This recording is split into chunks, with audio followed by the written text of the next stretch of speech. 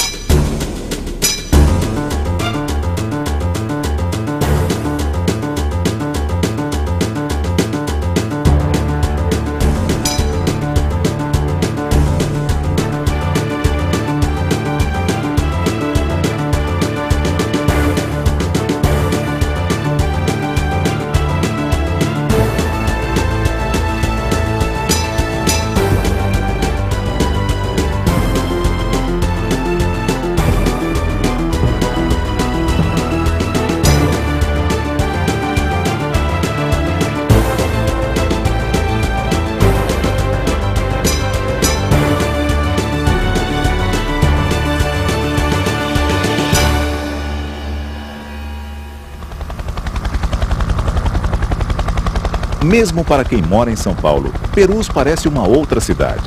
Protegido por morros e pela Mata Atlântica, o lugar tem vida própria, um clima de interior. Mas este é um bairro que tem orgulho de ser paulistano. Movimentado e, ao mesmo tempo, rico de silêncios e histórias. Todo mundo pensava que aqui era uma cidadezinha, como se fosse Caieiras, assim, pequenininha. Ninguém sabia que aqui era um bairro, mas a gente lutava para dizer que era bairro. Tanto é que fizeram 2 plebiscitos para poder ver se aqui se transformava em uma cidade. Mas isso aí nós não queríamos. Eu fui uma delas. Queria pertencer à minha cidade de São Paulo. Pessoas que vêm para cá, dificilmente voltam para outro lugar onde ele estava. Ele fica aqui.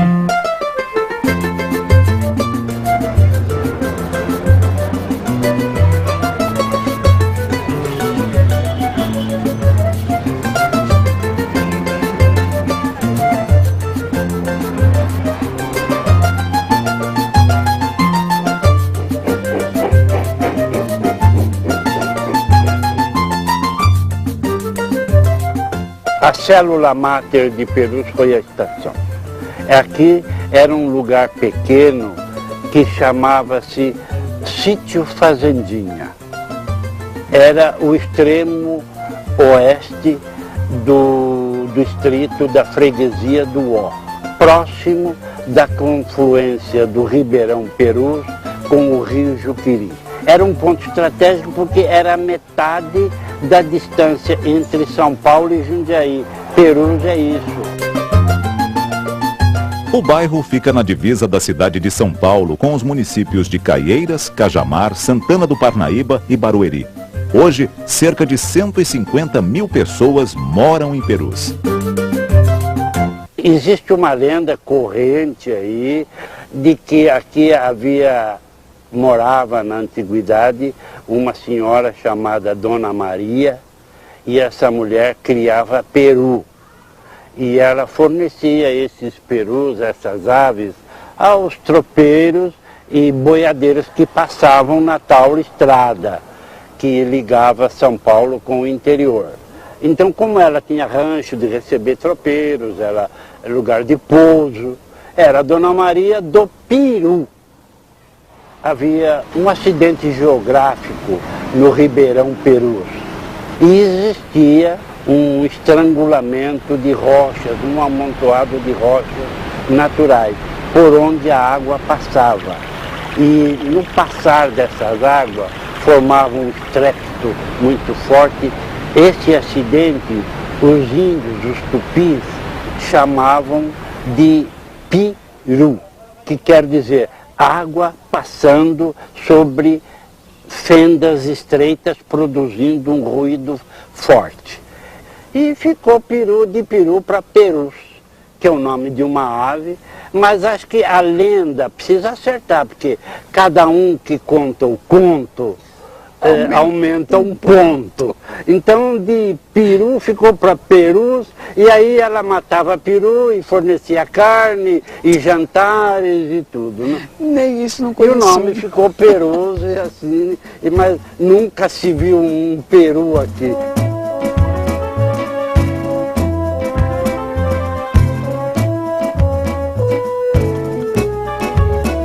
Aqui antigamente era uma família só, Perus.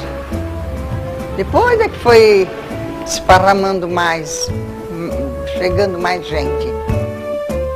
Quando chegamos aqui não havia energia elétrica, nem água encanada, era tudo na vela, né?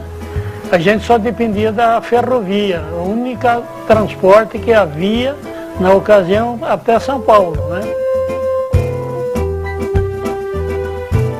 O meu avô era canteiro, né, que chama canteiro, aquele que faz aqueles paralelepípedos, essas coisas, e sabe mexer com a pedra.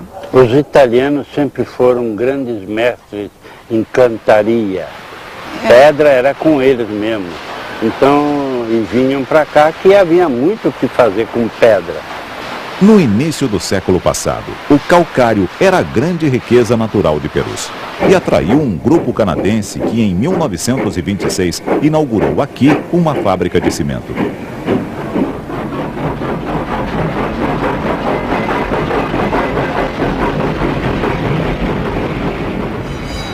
O cimento produzido em Perus tinha qualidade e a fábrica era uma das únicas do país. Por isso, até o final da década de 60, o cimento de Perus ajudou a construir o Brasil. Saiu muito cimento aqui de Perus para a construção de Brasília. Os caminhões faziam filas enormes. Além dos caminhões, os trens carregavam muito cimento que ia para as construções de usinas hidrelétricas, indústrias, novos prédios. A maioria das pessoas que moravam no bairro trabalhavam na fábrica de cimento.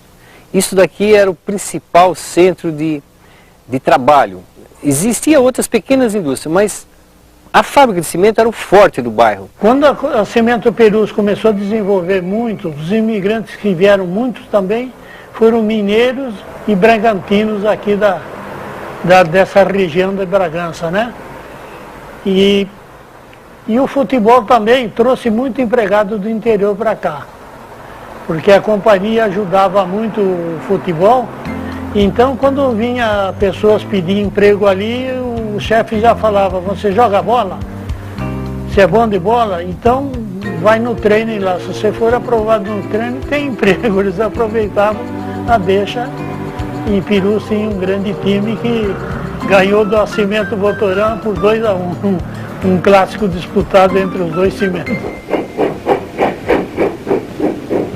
O cimento saía aqui que nem água, saía cimento, a produção era muito grande de cimento. Em 1930 a produção já era 23 mil sacas de cimento e a fábrica não tinha a estrutura que ela tinha na sua última produção. A fábrica trouxe empregos, mas também gerou insatisfação entre os trabalhadores que se organizaram em sindicatos para defender seus interesses.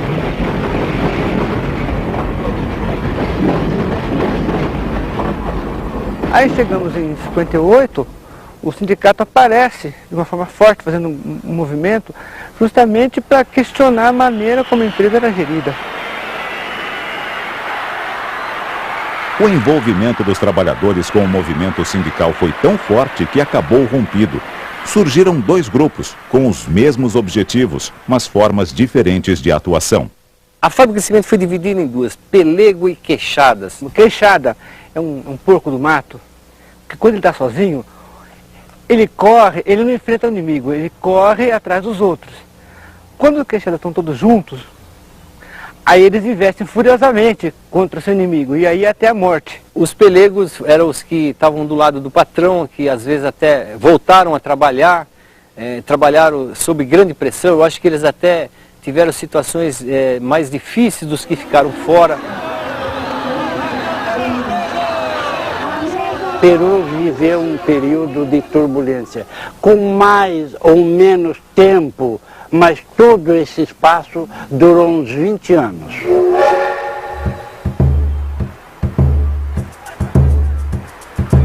sindicato, ele propunha o seguinte: ou nos dão um aumento maior de salário, ou rebaixam o valor do cimento. Até que chegamos em 62, o sindicato faz uma greve em que ele se propunha a assumir a empresa.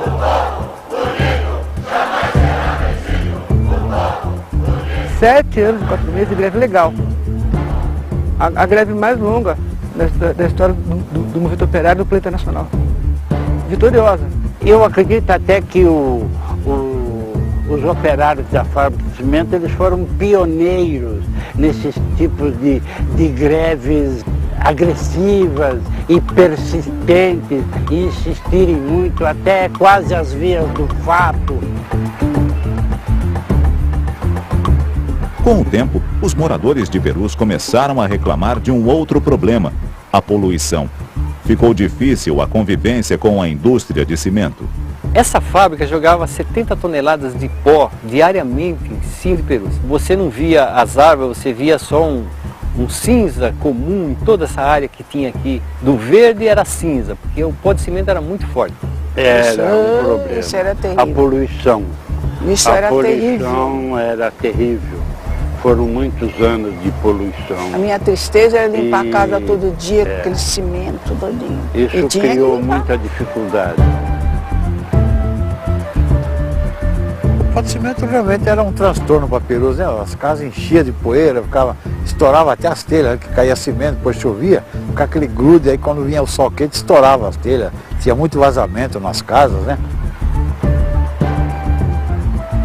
Em 73, a paróquia chamou as lideranças e decidiu se fazer um movimento contra o pó de cimento.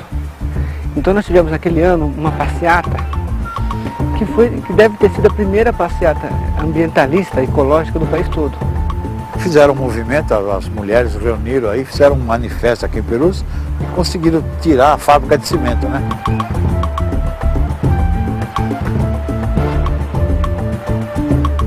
Até 1983 a fábrica produziu cimento. Depois disso ela foi desativada por motivos políticos, por causa de poluição e uma série de coisas. Mas a fábrica era a vida do bairro, era a vida de Perus. Era o principal ganha-pão do cidadão do bairro de Perus. Ela foi fechada juridicamente em 1992. Mas em 83, quando falaram, ó, vamos parar tudo, a fábrica não existe mais, criou um impacto assim grande na população. A fábrica não fechou assim no dia 15, abriu no dia 15, no dia 16 fechou. Foi uma morte paulatina, ela foi morrendo aos poucos. Foi assim, foi morrendo aos poucos, no final morrendo, e acabou, e um dia a fábrica fechou. Que e pena. A gente já estava até cansado de tanta encrenca, e um dia ela não trabalhou mais. Com pena eu fiquei. Mas Perus não é apenas a história da fábrica de cimento. É também o verde da Mata Atlântica, a diversidade da vida preservada com a criação de um parque.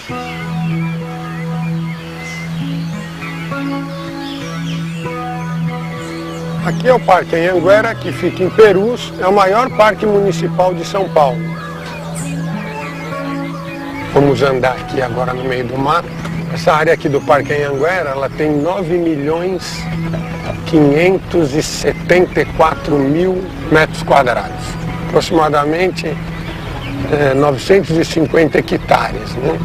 Corresponde a 60% da área verde municipal, e ela era originalmente uma área de Mata Atlântica que fazia parte da Fazenda Santa Inês, que é do início do século passado. Essa fazenda depois foi incorporada ao patrimônio Nascimento Portland, e aí parte da vegetação foi removida para o plantio de eucalipto. E isso seria utilizado pela fábrica de cimento Portland e para Maria Fumaça, que passava no final ali do terreno da fazenda. É a única área do município desse porte, né? Nenhuma outra chega a ser tão grande. Ele tem 8 vezes o tamanho do Parque de Ibirapuera, que é um parque conhecido. A importância dessa área, em termos ambientais, é que ela é um reduto de fauna. Apesar da introdução do eucalipto, na região, nós temos um subbosque que regenerou e isso se torna um refúgio, né, para moradia e alimentação de várias espécies de mamíferos, aves e répteis de Mata Atlântica.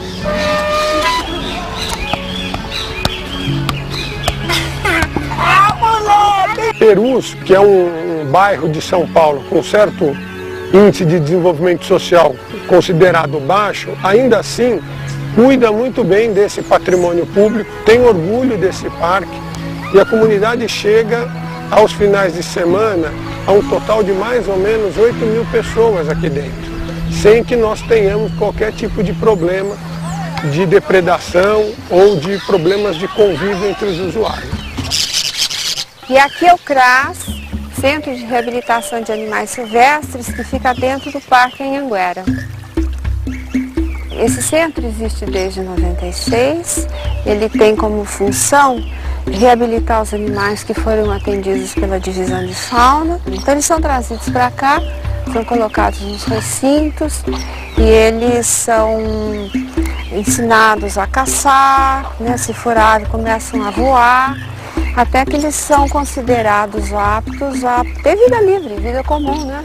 E poder ser soltos. É uma parte do parque fechada à visitação e esses animais, inclusive, eles não estão aqui para serem visitados porque o destino deles vai ser a soltura. A gente sempre tem uma população flutuante, né? Hoje está em torno de 99, 100 animais. Mas, às vezes, de um dia para o outro, você tem um acréscimo de 200 animais. Olha, hoje nós temos aqui corujas, nós temos alguns saguis, nós temos cachorro do mato. Ele é um animal silvestre importante, é um topo da cadeia alimentar. Ele se alimenta de carne, sim, mas ele se alimenta também de frutas, de insetos. Tem os gaviões, às vezes eles passam muito tempo aqui, né? Porque todo esse processo demora. Às vezes você recebe um animal que ele não tem as penas de uma asa. Então você tem que esperar que essa pena cresça e às vezes vai uma estação ou meio ano, para depois você fazer a soltura dele.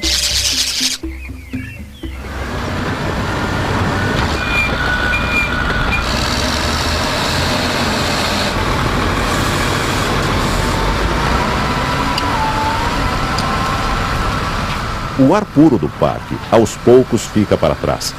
Bem perto dali, o lixo se multiplica e muda todo o cenário. A desapropriação do Parque Anhanguera, da área que hoje constitui o Parque Anhanguera, era uma coisa como uma espécie de compensação pela poluição e pelas lutas dos queixadas, aquela coisa lá atrás. Só que no bojo dessa desapropriação a gente ganhou o parque e na mesma lei que desapropriou a área para construir o parque, tinha um artigo que dizia: também a parte da gleba A será utilizada para a construção de um aterro sanitário. Então a gente ganhou um presente bom, que foi o Parque Anhanguera, e do outro lado veio um contrapeso, que foi o lixão. O depósito de lixo de Perus é um dos maiores da América Latina. Os moradores lutam para se livrar deste vizinho incômodo. Nós fizemos a primeira manifestação no ano de 1986 e temos um movimento permanente. O movimento nunca acaba, a gente nunca esquece.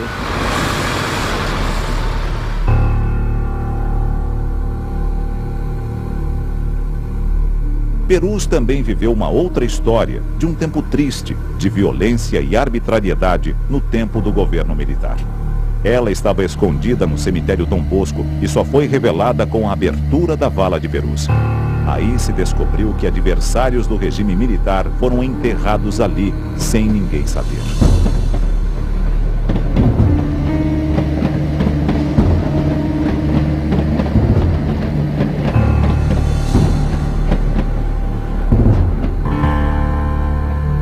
A composição das vítimas enterradas no cemitério de Perus e da vala em especial é bem o retrato da ditadura militar, né? Então você tem ali presos políticos e você tem crianças que foram mortas por violência policial, que foram assassinadas por grupos de extermínio que eram ligados aos grupos policiais, crianças que morreram e mendigos que morreram nas epidemias de meningite que a ditadura escondia.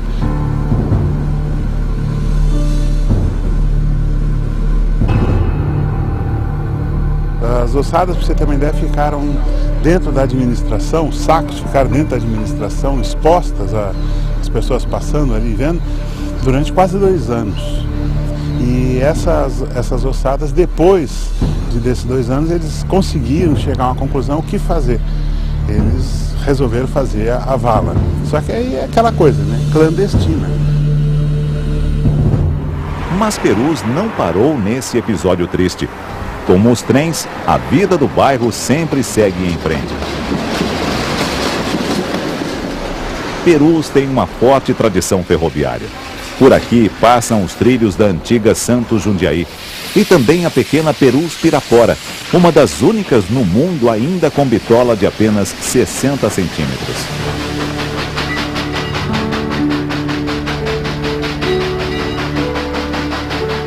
Eu era engraxate na estação de Perus aos 6 anos de idade, isso em 42, 43, 40, e eu ia vender banana lá em Cajamar com o trenzinho Perus Pirapora.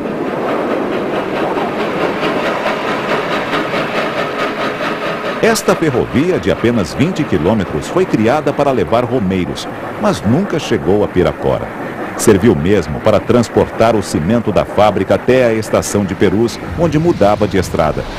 A partir da Santos Jundiaí, o produto era mandado para todo o país. A estrada de ferro Perus-Pirapora, ela foi construída na várzea dos rios. Nesse ponto aqui, até alguns quilômetros para baixo, ela vem margeando o rio Juqueri.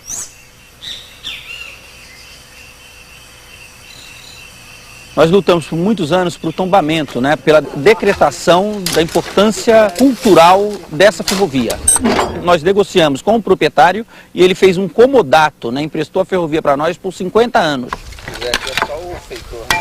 O Instituto de Ferrovias, ele é esse encontro de amigos, esse encontro de pessoas que comungam o mesmo ideal, que é a preservação e a memória do bairro de Perus e dessa ferrovia que tanto é importante para São Paulo e para o Brasil.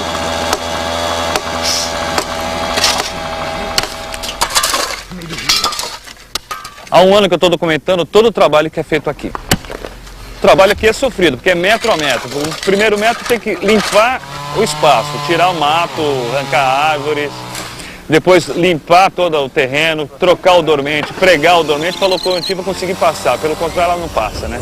E ela quer trilho, ela quer andar, ela quer espaço.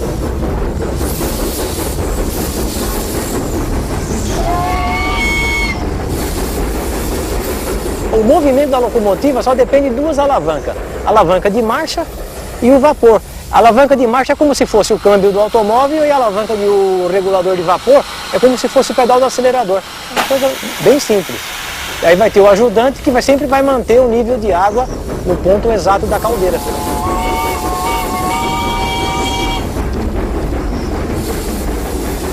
A gente vem todo final de semana para cá, que é para tentar revitalizar essa ferrovia para gerações futuras.